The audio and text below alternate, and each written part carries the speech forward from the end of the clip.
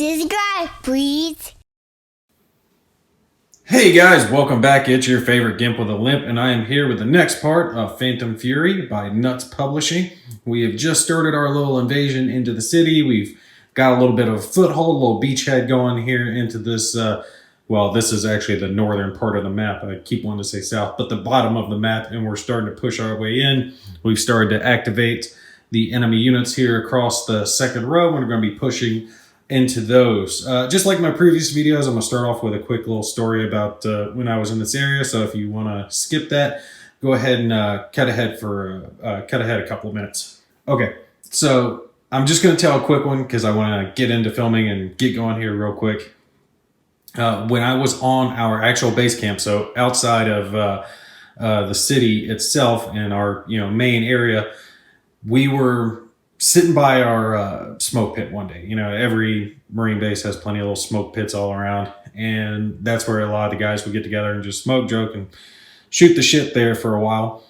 And right next to my compound was the compound for EOD, and then up the road a little bit was the MPs, and then logistics was over to the side. Every group had their own little section.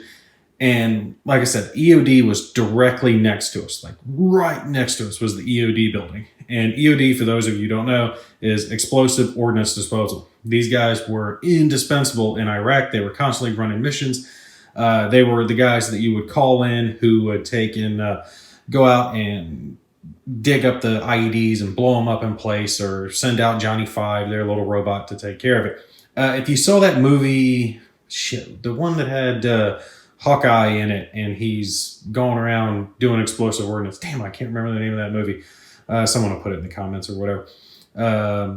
That movie is about EOD guys, which, it was kind of close to it, but God, they got some stuff wrong. Like when the Iraqi cab comes driving through in that scene of the movie where it goes racing past the military checkpoints, racing up against the guy who's in the EOD suit, and he pulls out his pistol and stares him down and forces him back.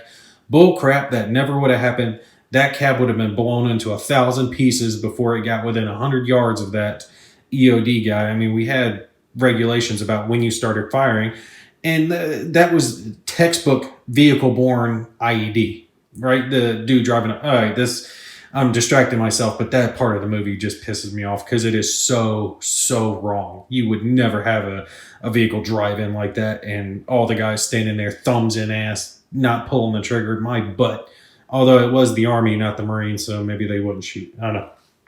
Anyway, we're on our base camp, and we're sitting there smoking and joking, and we hear the sound of incoming, right? And what the Iraqis like to do, I'm really forcing myself not to use the nicknames that we had for the bad guys while I was over there, because some of them aren't very PC.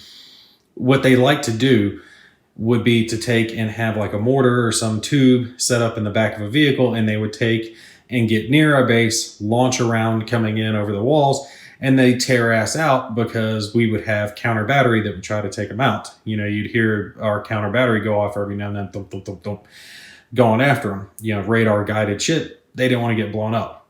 Well, they had done that at one point, the rounds coming in, and that round punched straight through the roof of the EOD building, right down into the room where they kept all of their explosives.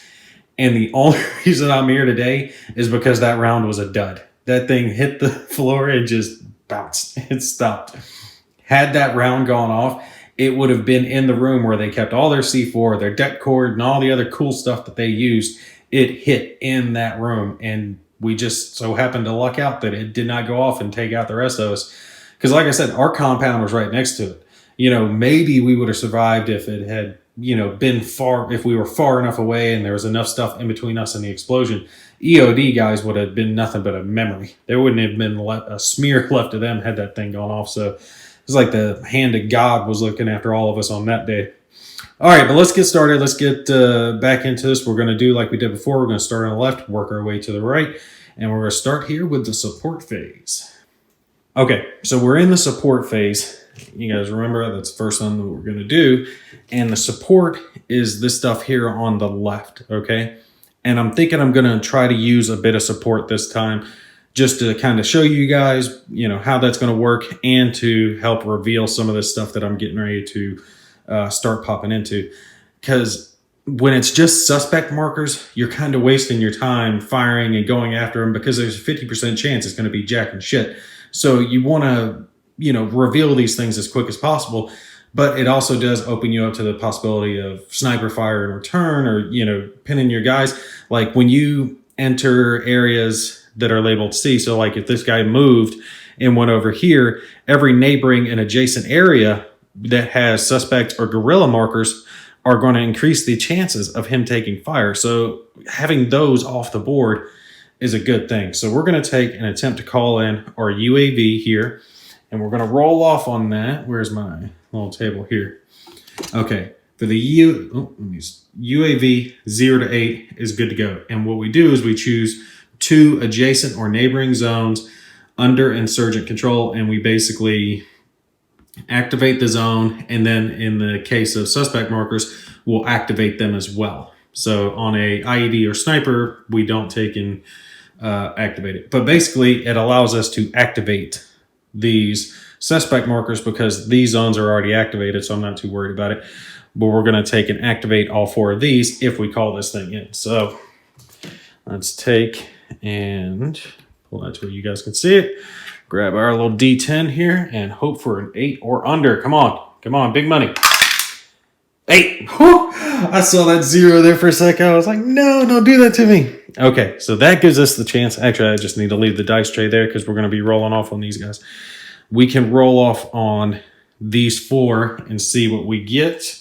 Now, the big reason I'm wanting to do this is because I want to take and have these guys jump across over to this roof. And they can do that. They're not going to take defensive fire going there. They only take defensive fire if they're entering a courtyard or the one that says OG, which I guess is open ground, but I'm not entirely sure. Let me move this up to make sure I remember I spin it. All right, let's do this top suspect marker. 5. Perfect. Nothing. Remember, 1 through 5 is jack and squat. That's what I want to see. 3. That's what I'm talking about, baby. Movement phase, I'm going to pop right here. I'm going to gain control of that, and then we're going to, keep going along.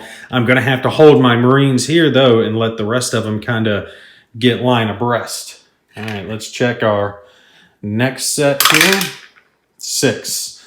6 is a guerrilla unit. So let's draw one of our guerrillas. That is a level 2 guerrilla. Not good. Not good. Okay. And let's roll for our next one. 5. Perfect. Out of all of those, I'm getting very lucky as far as these guys are concerned, but I'm happy with it. Out of all of those, we only got 1 gorilla. I am definitely happy with that. Now, we could continue our support phase. I could blow through all my support in 1 turn if I wanted to, but I'm definitely not going to do that. Now, we are going to take and enter our Marine Corps reinforcements phase. Now, I'm going to grab my 2 tanks here because they are coming in. We'll show the other tank on the other side here in a minute, but this tank is going to be coming in. I'm thinking I'll send him here. I have to put him adjacent to somewhere where I've already got control, so I can come in from here or I can come in from here.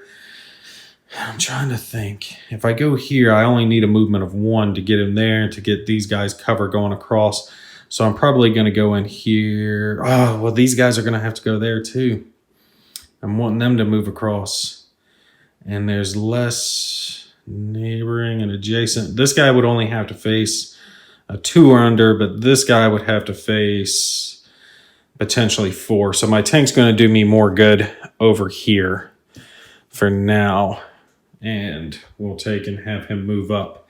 See, my goal is to take and have him in one of these road sections and give my guys the ability to cross safely. So they're less likely to take sniper fire when the tank's there, plus I can have the tank attack during its phase. So when we take and do our movement on the other side, I'll show you guys how that's going to work. That's all the reinforcements I can do because I can only have 1 squad in each zone, and all of my zones, my lower zones, are full right now. The rest of them are going to fill up later. Now, we do our fire combat before our move. I was thinking it was the other way, but That's right. We do our fire combat first. Now, who are we going to shoot at? This guy can fire at, that's 15. And that's 14. Yeah, okay. Okay. If I had these guys fire, they're on the roof. They could fire at those gorillas. And there is a modifier table for it. +1 for insurgents not and a location not marked R. They're not fortified and they're not martyrs. They're not suspect. So I'd just be getting a +1. So a 5 or under would get the hit. Okay. That will definitely work. We will take and do that. Now there is a possibility of return fire if you're firing at suspect markers, I believe, but I think I'm good when I'm firing at the gorillas. So we'll start our... Oh no, I wanted to move my tank first. Oh no, I just thought of that. Damn. I wanted to get my... I was just thinking I wanted to get my tank here so it could, you know, and start putting some fire into all these suspect markers. But it's not going to be able to do that, and I don't think it can from the point that it's in. So I might be waiting another turn before I take and get going. Okay, now that just sucks, but we'll play it off and see what happens.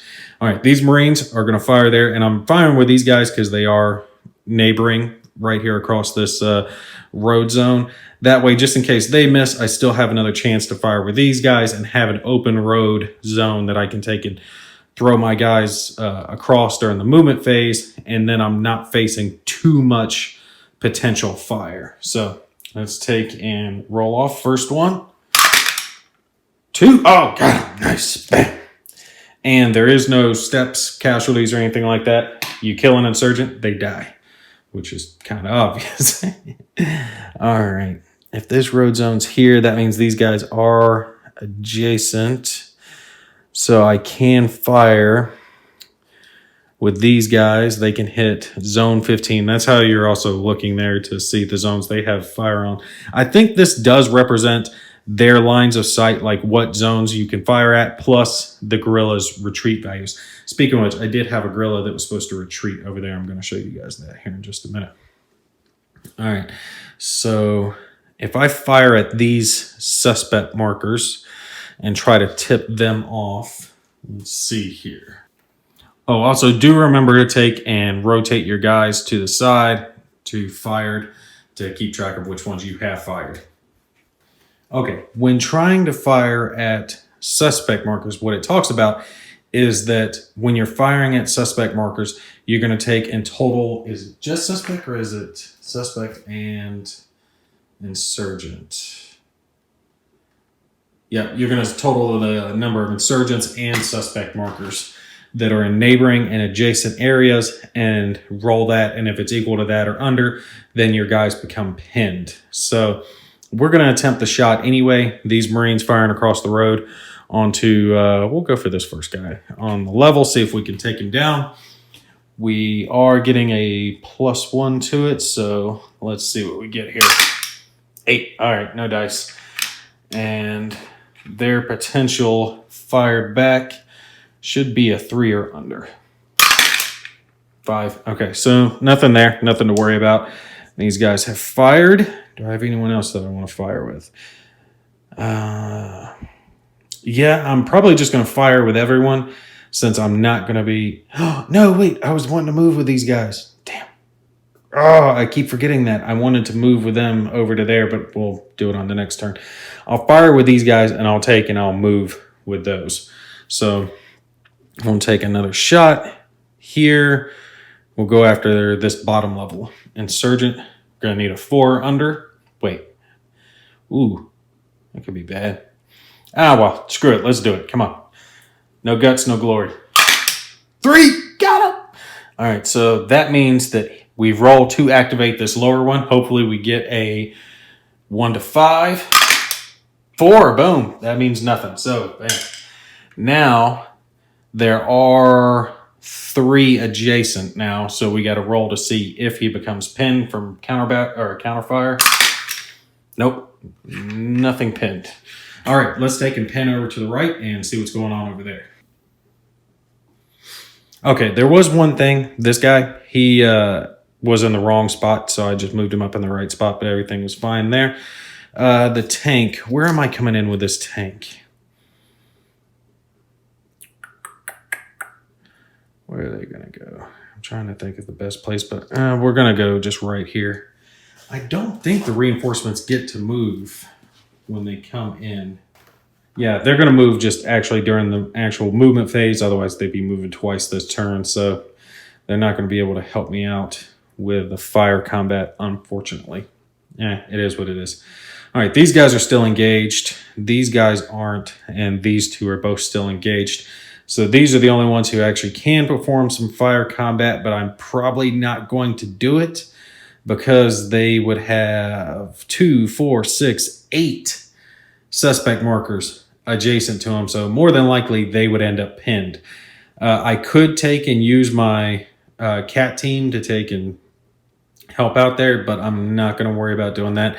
I'm probably just going to move the tank up over to here, get him some support so they can push across the street. So I guess we're not going to take and do any fire over here. Yeah, I just did not clear out near enough guys. Now this guy actually did retreat because I did not have a security team and he survived the combat. So he's going to take and go to 11, which is there.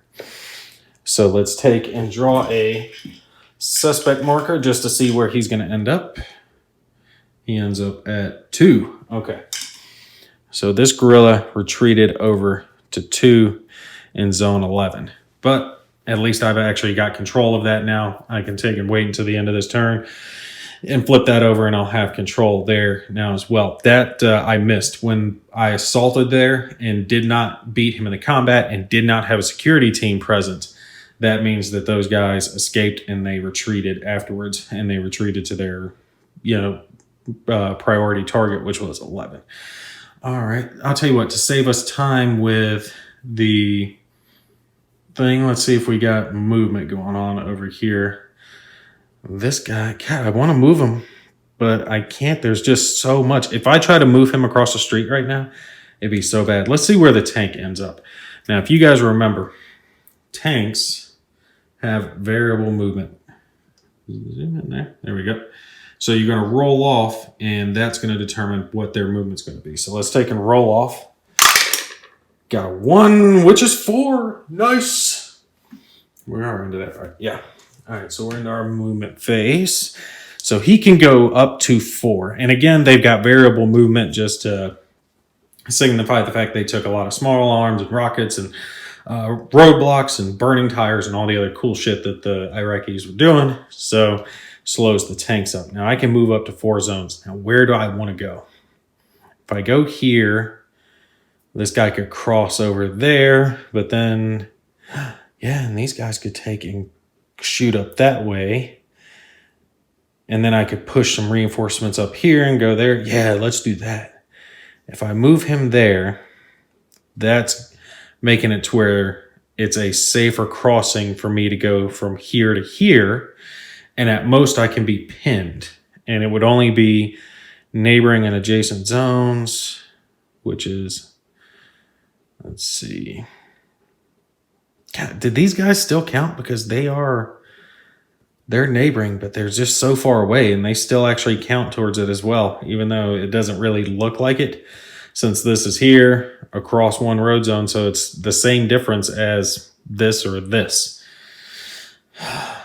So if I were to move this stack of guys across the road with 8 suspect markers firing down on them, I think that means they would have that. Let me take a look one sec. Okay, I had to remind myself of that because the rules are a little janky when it comes to taking and crossing a road and all that cool stuff. But the basic gist is if there's a tank there, I can ignore suspect markers, and you're only concerned with suspect markers and guerrillas and insurgents that are adjacent to the road section itself. So I'm not having to look to every guy that's adjacent to this zone, just this road. And with this road, it's only these 2 suspect markers, which means I don't have to worry about these guys when I'm crossing. Now, I do think I still have to worry about defensive fire. Yeah, I would still have to worry about defensive fire, but since these are suspect markers, I'm not going to have to sweat that. That's only insurgents that are going to matter with insurgent fire. And besides, I could drop security element anyway. And with the Abrams there, the Abrams has enough. It gives me a modifier as well, so that takes care of that. So we're going to take and have these guys go 1, 2, and get into this zone here. And yeah, 1, 2, 3, drop security element. Keep any potential guerrillas from bouncing out. So that way, bam, their movement's taken care of. The rest of these guys aren't moving. We'll take care of them in the assault phase. Okay, the only other guys that we're going to move over here is this one, because I forgot and shot with that one when I shouldn't have, because he was going to be jumping roof to roof. This guy is going to take and jump roof to roof. Bam, and he's going to go there. And we'll take care of him during that aspect. Am I going to have him drop security? No, because we're going to flood. If possible, we're going to flood ourselves down. Now, we are going to go into our assault phase. No assault, no assault. This guy is going to assault. He's going to push up there. Okay, yeah, he moved, by the way. Oops, but yeah, he moved. Oh, and before I do forget, I do need to move my tank. Let's roll and see what his movement is there. 5. A 5 is going to get him 3 movement points. So go 1, 2. Yeah, we'll go there. Provide some support to my guys on the next round. Okay. Sorry, just finishing up the last little bit of movement. Now, no assault, no assault. Assault here. This assault, we are assaulting up. We're getting a penalty for assaulting up and the security team. So I'm going to be needing a 4 or under. And I don't believe I have anything to help with that, unfortunately. So it is what it is. What? We got him. That's what I'm talking about. You're dead, you little bastard. All right. But now if I roll a 1 again, I actually take a casualty. So let's hope we avoid that. 6. Bam. Nothing. There we go. That guy's dead. Ooh, actually, do remember you're keeping track of your points as you go. So I gained a point there, and I did gain a point for killing that other girl over there I just marked. So this guy is good, but he does have to take the roof, which means I'm going to have to spend 1, 2, 3, 4 to the road, but it'll be covered, so it won't be too bad on the next turn.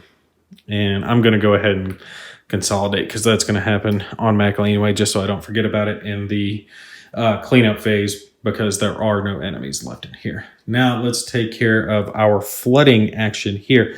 Now, on this one, let's see here. For our assault resolution, let's see, +1 against the suspect. Now, when I assault the suspect, does the suspect activate because of that? Okay, it says that the suspect markers automatically activate when you take an assault into them. So we're going to take and activate this top one. And that's a nothing. So we're going to continue on with our flood going down. And we're going to assault into this one as well to activate it. Come on, give me a low number, baby. Low number. 9. Oh, you bastard. Oh, so close. Wait, that's going to be a friggin' martyr too. Damn. Oh, that's going to be a martyr unit. Not good. Let's see what we got. Level 1 gorilla. Ooh, level 2 martyr. Not good. Okay, so let's take and conduct our assault against him. We are getting a -1 modifier now since it is top down. But if he survives it, then he gets it. So that's not good. 3. Bam. Got him. Okay, so he's dead. He does not get the modifier, which means he needs a 2 or under to take and actually kill me. He got a 5. Nothing. Bam. Remember, you don't get points for mortars. So we flooded down, and that's what I'm talking about. If you can flood down, you can take and clear a building, gain control, and push on very quickly. So it is a great idea to try to flood the buildings as you go. Anytime you can take and go adjacent, like the rows there on the right.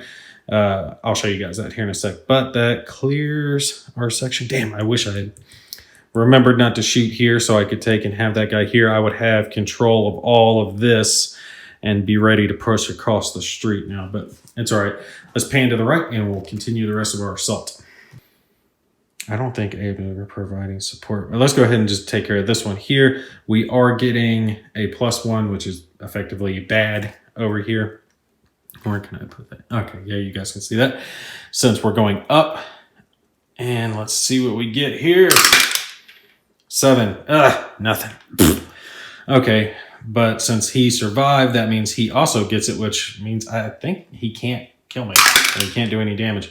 He got a 1, but he's getting the +1 modifier, which makes him a 2, which means he's doing nothing. That actually worked out for me. I didn't kill him, but he did not kill me. So good juju there. No retreat since he's a martyr. Nothing going on here since I moved to there. These guys, what am I doing with these guys? There's like nothing going on there. So let's take and do this combat here, get rid of it, and then we'll activate these markers. There's no modifier since it's horizontal instead of up. So let's see. 4, got him. Even with the security team element, so that's nice. And as long as it's not a 1, we're good. Close. All right. Toss those guys out, grab ourselves another point, and take our situation. Now, we've got this one.